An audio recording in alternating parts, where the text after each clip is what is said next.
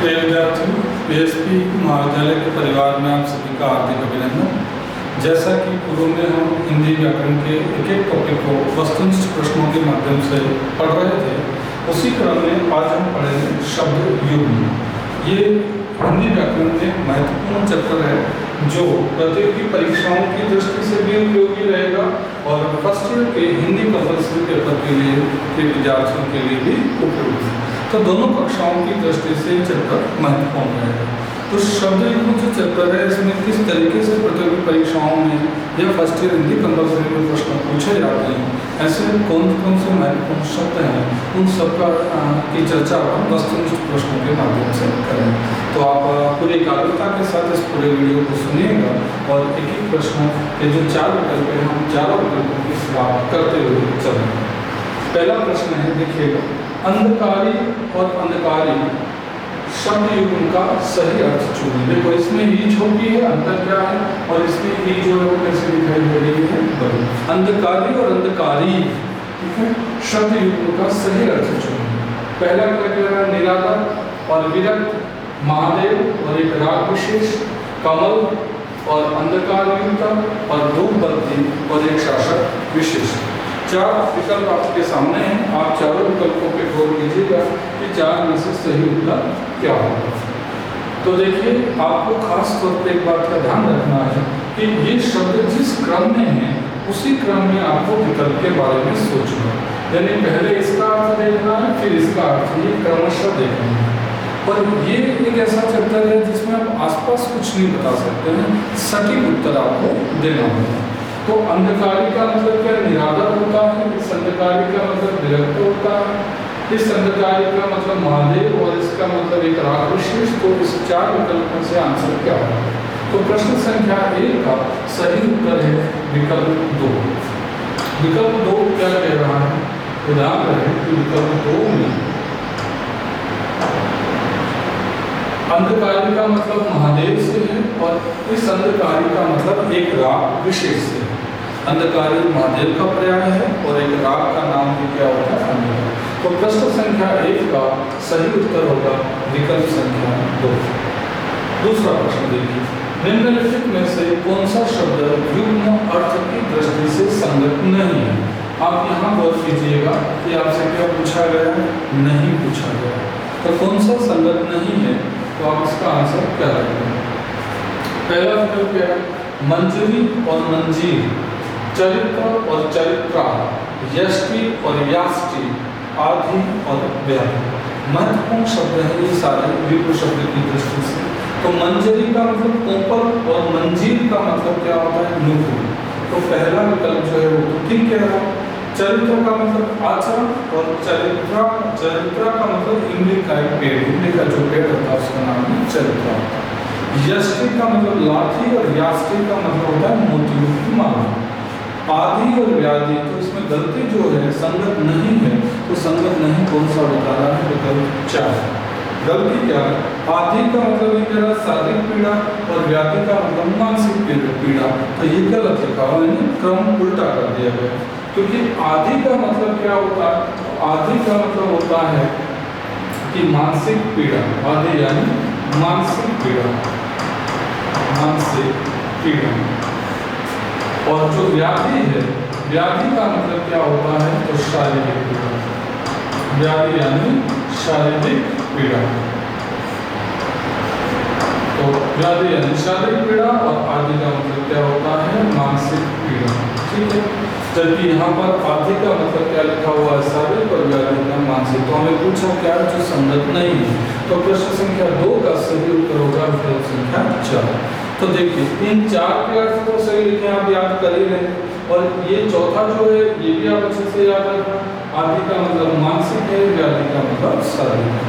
मैं एक तरीका बताऊँ, आप ऐसे भी याद कर सकते हैं कि जब हम पढ़ाई करते हैं तो सिर में दर्द होता है। तो जब भी सिर में दर्द हो, आपको ध्यान रखना हमें कौन सी पीड़ा हो रही है, आदि हो रही है। तो आदि का मतलब मस्तिष्क से आप जोड़ देंगे, तो व्याधि का मतलब सीधा सा शारीरिक आपको याद आ जाएगा। तो जब भी सर दर्द करे हमें क्या याद आना चाहिए, कौन सी पीड़ा हो रही है, तो आदि यानी मानसिक पीड़ा। तो प्रश्न संख्या 2 का सही उत्तर है विकल्प संख्या 4। तीसरा प्रश्न देखिए, निम्नलिखित में से किस विकल्प में शब्द युग्म के अर्थ सुमेलित है। अब ये पूछा गया है कि इसमें सुमेलित है, सुमेलित ढूंढना है। तो तीसरा प्रश्न आप देखिएगा, तीसरे का आंसर क्या है। अश्व और अश्म, अश्व यानी घोड़ा, अश्म यानी खच्चर। जलद और जलज, कमल और बादल, सर्वथा और सर्वदा, सब तरह से, सदैव, हमेशा, अनल, अनिल और अनल। इसमें से हमें ढूंढना है कि तीन विकल्प जो हैं उनके अर्थ जो होंगे वो तो गलत लिखे हुए हैं। कोई एक ऑप्शन इसमें से ऐसा होगा जो उसके सामने लिखा हुआ अर्थ सही है। तो अश्व यानी घोड़ा तो होता है, लेकिन अश्व का मतलब खच्चर नहीं होता, तो यहाँ खच्चर नहीं होगा, यानी अश्व का मतलब यहाँ पर पत्थर होगा। तो पहला विकल्प जो है वो तो सुमेलित नहीं है, मतलब गलत होगा। जलद और जलज, जलद का मतलब बादल होता है, जलज का मतलब कमल होता है, तो यहाँ पे ये भी गलत लिखा होगा। जहाँ मैं आपको एक तरीका बताऊँ, ध्यान रखना कि जल के बाद में क्या लिखा है, द, तो द का मतलब होता है देने वाला।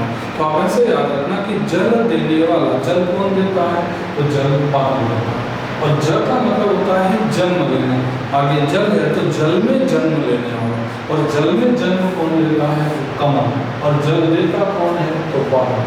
तो जलद का मतलब बादल और जलज का मतलब कमल, जो गलत होता है। सर्वथा और सर्वदा, सर्वथा यानी सब तरह से लिखा है, और सर्वदा का मतलब सदैव और हमेशा लिखा है। अनिल का मतलब आग का, अनिल का मतलब हवा। तो इसमें हमें ये देखना है कि सुमेलित कौन सा है। तो अनिल का मतलब तो हवा होता है, अनिल का मतलब आग होता है, तो ये भी गलत होता है। सर्वथा यानी सब तरह से, और सर्वदा यानी सदैव और हमेशा। तो इन चारों में से सुमेलित कौन सा है, विकल्प संख्या 3। फिर से समझिएगा, अश्व यानी घोड़ा, अश्व मतलब पत्थर, जलद यानी जल देने वाला बादल, और जलज यानी जन्म लेने वाला यानी कमल। सर्वथा यानी सभी तरह से, सर्वदा यानी सदैव या हमेशा। अनिल का मतलब होता है हवा, और अनिल का मतलब पानी। तो इसमें सुमेलित पूछा था, तो सुमेलित कौन सा है, तीसरा। तो प्रश्न संख्या 3 का सही उत्तर है विकल्प संख्या 3। चौथा प्रश्न देखिए, निम्नलिखित में से किस विकल्प में शब्द युग्म के अर्थ सुमेलित नहीं है। अब आप ये बात बताएंगे, नहीं पूछा गया, यानी 3 जो विकल्प है उसके सामने लिखे अर्थ सही है, कोई एक विकल्प ऐसा है जिसके सामने लिखा अर्थ गलत है। पथ और पथ्य, पथ का मतलब रास्ता या मार्ग कहते हैं, पथ्य यानी बीमार को दिया जाने वाला भोजन, तो पहला विकल्प तो ठीक है, सही है। जठर और जरठ, जठर यानी ज्येष्ठ और जरठ यानी बड़ा या वृद्ध। निर्वाण, निर्वाण का मतलब क्या लिखा है, रचना, और निर्वाण का मतलब मोक्ष, ये भी सही है। तर्क और तक्र, तर्क यानी बहस, और तक्र यानी छाछ, यानी ये भी सही है। तो इसमें सुमेलित नहीं है, तो सुमेलित कौन सा नहीं है, विकल्प संख्या 2। जठर और जरठ, जठर का मतलब तो होता है पेट, है ना, जहाँ ज्येष्ठ नहीं होता है और बड़ा नहीं होता है, बल्कि जठर, जठर किसको कहते हैं, पेट। और जरठ, जरठ का मतलब कौन होता है, वृद्ध। तो यहाँ पे पहला जो अर्थ लिखा हुआ है जठर का, वो गलत लिखा हुआ है, इसलिए असुमेलित में कौन सा आ जाएगा, विकल्प संख्या 2। तो प्रश्न संख्या 4 का सही उत्तर कौन सा होगा, विकल्प 2। देखो, तर्क और तर्क में आप ध्यान रखना, मैं एक तरीका बता रहा हूँ, उससे भी आप याद कर सकते हैं। तर्क का मतलब तो हम जानते हैं बहस, तो बहस क्या पी के करनी चाहिए, तो छाछ पी के, तो बहस छाछ पी के करेंगे, तो तर्क का मतलब तो बहस याद रह जाएगा, और बहस क्या पी के करेंगे, तो छाछ, क्योंकि इसके जोड़े में आपको जो पूछेगा वो यही पूछेगा। चलिए, तो चौथे प्रश्न का सही उत्तर होगा विकल्प 2। पांचवा प्रश्न देखें, किस विकल्प में शब्द युग्म का अर्थ भेद सही नहीं, ये भी कौन सा प्रश्न पूछा गया है, नहीं होगा। पहला कह रहा है ग्रह और ग्राह, ग्रह यानी घर, ग्राह यानी गड़िया। दूसरा विकल्प कह रहा है आकार और आकर, आकार यानी आकृति, आकार यानी रचना। परिमाण और परिणाम, परिमाण यानी मात्रा, परिणाम यानी नतीजा। पवन यानी वायु, और पावन यानी पावन। अब पूछा क्या गया कि सुमेलित नहीं है, तो इसमें सुमेलित नहीं है तो कौन सा नहीं है, विकल्प संख्या 2 नहीं है, क्योंकि आकार का मतलब आकृति और बनावट होता है, लेकिन आकर का मतलब रचना नहीं होता। आकर का मतलब होता है खान, या आप कह सकते हैं खजाना। खान या खजाना। आकर यानी खान या खजाना। तो आपको पूछा यह था कि सही नहीं है, तो सही नहीं कौन सा? विकल्प संख्या 2। छठा प्रश्न देखिएगा, परिच्छद और परिच्छेद शब्दों का सही अर्थ भेद है। 4 विकल्प आपको सामने रखे हैं। परिच्छद का मतलब क्या होता है, परिच्छेद का मतलब क्या होता है? तो परिच्छद यानी आवरण और परिच्छेद यानी अनुभाग। काटना, सामान, सीमा, नौकर, अनुभाग, आवरण। तो परिच्छद का मतलब क्या होता है, आवरण, और परिच्छेद का मतलब होता है अनुभाग। तो प्रश्न संख्या 6 का सही विकल्प होगा विकल्प संख्या 1। 7वां प्रश्न देखिए, निम्नलिखित में से किस विकल्प में शब्द युग्म के अर्थ सुमेलित नहीं है? यहाँ पर भी आपसे नहीं पूछा, यानी 3 विकल्प में सुमेलित है, कोई एक विकल्प ऐसा है जिसमें सुमेलित नहीं है। नहीं वाला ढूंढना। प्रणय यानी प्रेम, परिणय यानी विवाह, तो ठीक है, प्रणय यानी प्रेम होता है, परिणय यानी विवाह होता है। दर्शन यानी दांत, दर्शन यानी अवलोकन, ये भी ठीक है। निर्जल यानी देवता और निर्जल यानी जलना, तो गलती किसमें है? इसी में है, तीसरे विकल्प में। तो तीसरा विकल्प सुमेलित नहीं है। सूती यानी प्रसव और सूती यानी सूत का बना हुआ, चौथा भी ठीक है। तीसरे में क्या गलती है? तो देखिए उल्टा लिखा गया है अर्थ। इस निर्जल का मतलब तो जलना होता है, इस निर्जल का मतलब देवता होता है। सही देखिएगा, इसमें आपको याद कैसे रखना है तो मैं वो तरीका भी बता दूँ। एक होता है निर्जल और एक ये शब्द है निर्जल। तो आप याद कैसे रखेंगे? तो ज से याद रखना, ज से जलना। तो निर्जल का मतलब हो जाएगा जलना, और निर्जल यानी जो कभी जलता नहीं है, कभी बुरा नहीं होता है, जो अजर अमर है, वो कौन है? देवता। तो आप ऐसे याद रखेंगे, ज से जलना और निर्जल का मतलब देवता। तो आप ऐसे भी याद रख सकते हैं कैसे कि जलने में कौन नहाता है? तो देवता नहाता है। तो ज से जलना याद रह जाएगा और जलने में कौन नहाएगा? तो देवता। ऐसे अपने इसको याद कर सकते हैं। तो प्रश्न संख्या 7 का सही विकल्प है, सही विकल्प है विकल्प संख्या 3। 8वां प्रश्न देखिए, निम्नलिखित में से किस विकल्प में शब्द युग्म के अर्थ सुमेलित नहीं? ठीक प्रश्न भैया है नहीं। मैंने नहीं वाले प्रश्नों का संकलन इसलिए किया है कि 4 विकल्प में जितने भी शब्द लिखे गए वो सारे के सारे आपको याद हैं। तो उद्देश्य इतना है कि अधिक शब्द युग्म आपको याद कराएगा। इसमें भी नहीं है। अनिष्ट और अनिष्ट, अनिष्ट यानी बुरा और अनिष्ट यानी निष्ठाहीन। अभिज्ञ यानी जानकार, अभिज्ञ यानी अनजान। सम यानी शांति, सम यानी समान। पूछ यानी प्रस्थान और पूछ यानी केश। तो सही नहीं है। तो प्रश्न संख्या 8 का सही उत्तर होगा विकल्प संख्या 4। क्या गलती है? तो देखो पूछ से आशय होता है पूछ यानी स्तंभ, और पूछ का मतलब होता है पूछ यानी प्रस्थान। जो वहाँ पे केश लिखा हुआ है जो गलत है, इस पूछ का मतलब प्रस्थान, इसका मतलब स्तंभ, तो सुमेलित नहीं है। तो कौन सा नहीं है? विकल्प संख्या 4। अगला प्रश्न देखिएगा। अगला प्रश्न क्या है, इनमें से किस विकल्प किस शब्द युग्मों का अर्थ भेद सुमेलित नहीं है? ये भी ठीक वही प्रश्न बना रहा है, नहीं है। जठर यानी पेट और जठर यानी बूढ़ा, जरठ यानी बूढ़ा, तो पहला तो ठीक है, क्योंकि जठर का मतलब पेट होता है और जरठ का मतलब बूढ़ा।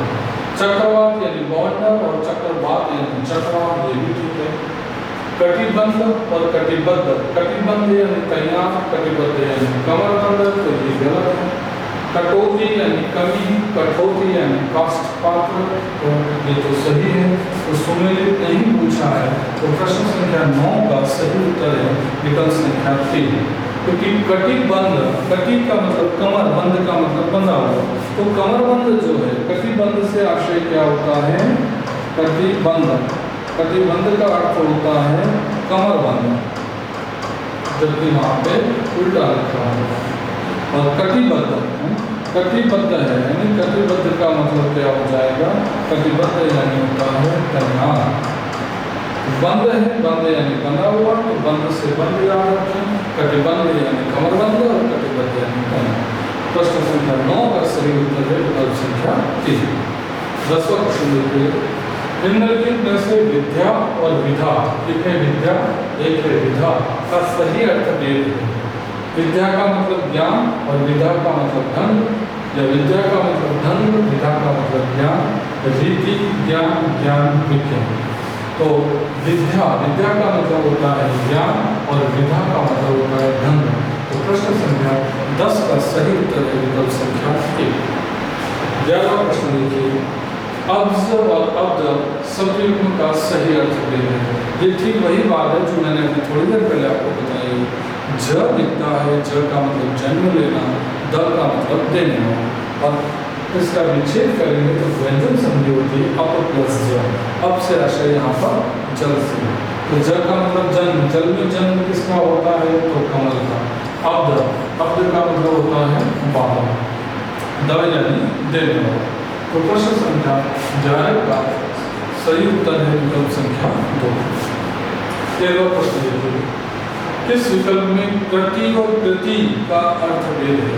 कृति और कृति का अर्थ भेद देखिए, निपुण और रचना, संपन्न श्रद्धेय, रचना चतुर, श्रद्धेय संपन्न।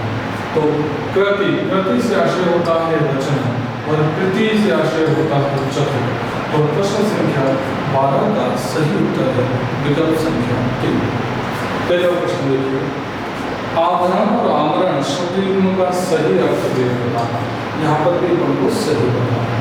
तो एक है आभरण यानी आभूषण, आभरण यानी अंशन, आभरण यानी भरण पोषण, और आभरण यानी जीवन पर्यंत, आभरण यानी मृत्यु पर्यंत, आभरण यानी आभूषण, और आभरण यानी आभूषण, और आभरण यानी मृत्यु पर्यंत। तो प्रश्न संख्या 13 का जो सही उत्तर है वो है विकल्प संख्या 4।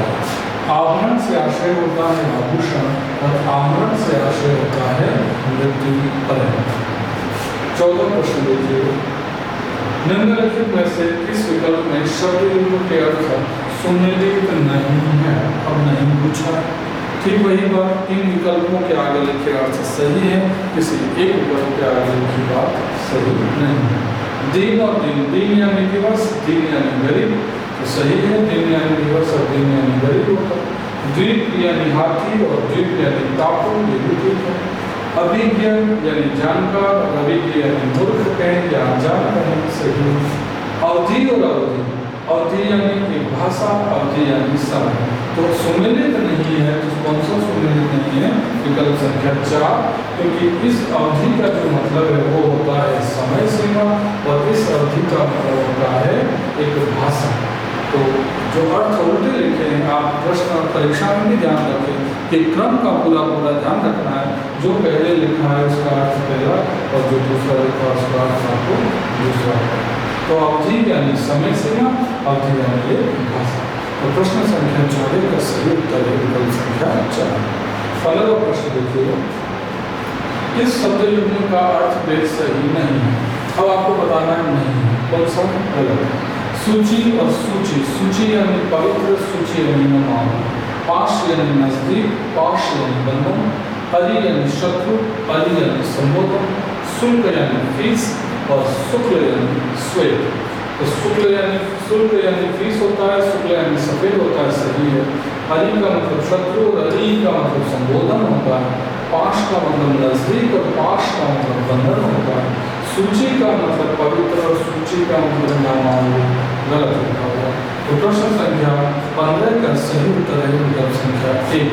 क्या गलती है तो देखिएगा, ये सूची लिखा है, ठीक है, सूची और सूची,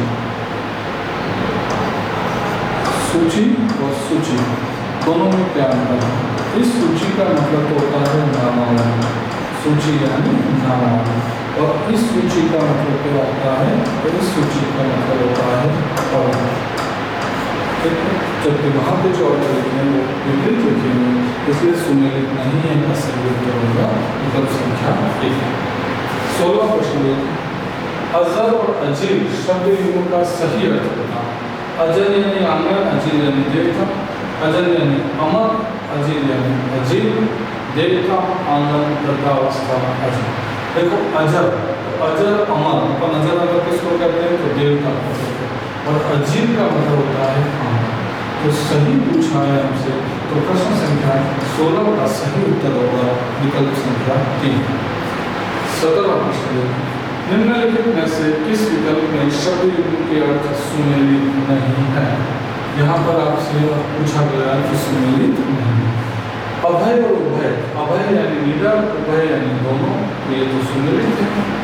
अभय यानी अ लग गया, भय से पहले तो ध्यान रखें किसी भी शब्द से पहले शब्द लग जाता है तो उसका अर्थ ठीक विपरीत बन जाता है। जैसे भय, भय का मतलब होता है डर, और अ लग गया तो डर रहित, चाहे डर रहित कहें चाहे निडर कहें एक ही बात है। और उभय का मतलब होता है कटक और कंटक। कटक, अमी, चम, ये सब किसके पर्यायवाची होते हैं? तो सेना में। कटक का मतलब सेना होता है, कंटक का मतलब खाना। पेय, पेय यानी पीने की वस्तु होती है, पेय पदार्थ। और प्रेय, प्रेय यानी प्रिय, ठीक है। अविराम यानी सुंदर, और अविराम यानी निरंतर। तो 17 का सही उत्तर है विकल्प संख्या 4, क्योंकि अविराम, अगर मैं कहूँ विराम, विराम का मतलब रुकना, और अ लग गया मतलब निरंतर, तो अविराम का मतलब आप कह सकते हैं निरंतर, या आप कह सकते हैं लगातार, लगातार। और अभिराम, अभिराम का मतलब होता है सुंदर, विराम यानी सुंदर, ठीक है। तो प्रश्न संख्या 17 का सही उत्तर है विकल्प संख्या 4। 18वां प्रश्न देखिए, निम्नलिखित में से किस विकल्प में शब्द युग्म के अर्थ सुमेलित नहीं है? यहाँ पर भी हमें कौन सा बोलना है? नहीं है। तरंग यानी लहर, तरंग यानी घोड़ा, तो ये तो सुमेलित है। प्रथा यानी रिवाज या परंपरा, और प्रथा यानी कुंती, ये भी सही है। तरणी यानी सूर्य, और तरणी यानी नाम, ये गलत है। प्रसाद यानी अनुग्रह या कृपा, और प्रसाद यानी महल या भवन, ये भी सही है। तो गलती कहाँ दिखाई दे रही है? विकल्प संख्या 3। विकल्प संख्या 3 तरणी, तरणी यानी नाव होता है, और तरणी यानी सूर्य होता है। आप ये ध्यान रखें कि नाव और सूर्य, जब अपन आसमान में देखते हैं सूर्य को, और किसी झील में देखते हैं नाव को, तो हमें छोटा कौन दिखेगा, बड़ा कौन दिखेगा? तो नाव नज़दीक होती है तो बड़ी दिखाई देती है, सूर्य दूर होता है तो छोटा दिखाई देता है। इस तरीके से आप याद रखेंगे कि नाव बड़ी दिखाई देती है, इसका मतलब ई बड़ी है, उसका मतलब हो जाएगा नाव, और ये छोटी है, इसका मतलब हो जाएगा सूर्य। छोटा सूर्य दिखा, बड़ी नाव दिखी।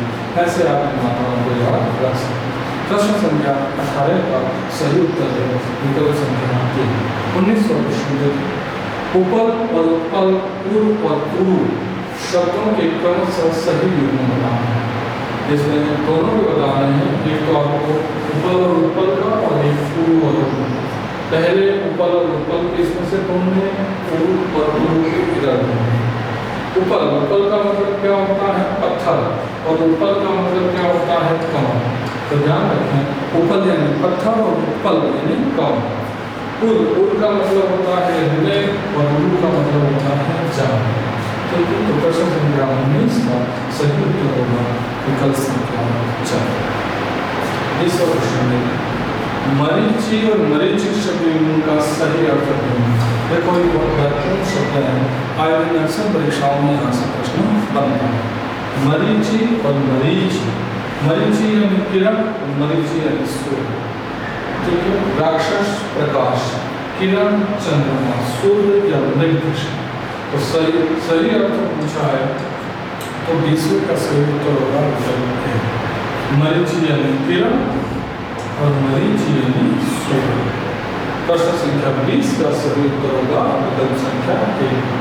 21वां प्रश्न देखें, अंश और अंश शब्द युग्म का सही अर्थ। एक ही अंश है, एक ही अंश है, इन दोनों का अर्थ। अंश यानी कंधा, भाग, भाग कंधा, फंदा कठोर, निकट पर। देखो जल्दबाजी में परीक्षा हॉल में जब हम बैठे होते हैं तो परीक्षा का तनाव होता है, तो हम चारों विकल्प नहीं पढ़ते हैं, और जल्दबाजी में पहले विकल्प पे टिक लगाते हैं। तो आपको खास तौर पे ध्यान रखना है कि चारों विकल्प पढ़ने के बाद आपको सही उत्तर देना है। अब आपको पता है कि अंश का मतलब कंधा भी होता है, अंश का मतलब भाग होता है, तो आपने जैसे पढ़ा टिक कर दिया तो आंसर गलत होगा, क्योंकि क्रम जो क्रम यहाँ दे रखा है उसी क्रम में आपको आंसर ढूंढना है। तो अंश का मतलब होता है भाग या हिस्सा, भाग भी कह सकते हैं, हिस्सा भी कह सकते हैं, और इस अंश का मतलब होता है कंधा। तो प्रश्न संख्या 21 का सही उत्तर होगा विकल्प संख्या 2। 22 का क्वेश्चन देखिए, किस विकल्प में अम्ब और अम्बु शब्द युग्म का सही अर्थ दिया था? क्या ढूंढना है? अम्ब और अम्बु। अम्ब का मतलब माता, अम्बु का मतलब जल, पृथ्वी आकाश, जल माता, माता पृथ्वी। अम्ब का मतलब होता है माता और अम्बु का मतलब होता है जल। तो प्रश्न संख्या 22 का सही उत्तर है विकल्प संख्या 1, अम्ब यानी माता, अम्बु यानी जल। 23वां प्रश्न देखिए, ग्रंथि और ग्रंथि शब्द युग्म का सही अर्थ होता है। ठीक है, ग्रंथि और ग्रंथि में ये छोटी है, ये बड़ी है। ये भी प्रश्न जो है वो आरपीएससी एग्जाम में अधिकांश तौर पर परीक्षाओं में पूछा गया है। ग्रंथि यानी पुस्तक और वेद पाठी, किताब और सिख गुरु और गांठ और गुरु ग्रंथ पढ़ना। तो देखो ग्रंथि और ग्रंथि तत्सम शब्द है, इसका तद्भव क्या होता है? तो गांठ होता है, ग्रंथि यानी गांठ। और ग्रंथि यानी गुरु ग्रंथ पढ़ने वाला। यह गुरु ग्रंथ पढ़ने वाला कौन होता है? तो सिख गुरु होते हैं। तो चाहे विकल्प में आपको गुरु ग्रंथ पढ़ने वाला दिखाई दे दे या सिख गुरु लिखा हुआ है, दोनों सही है।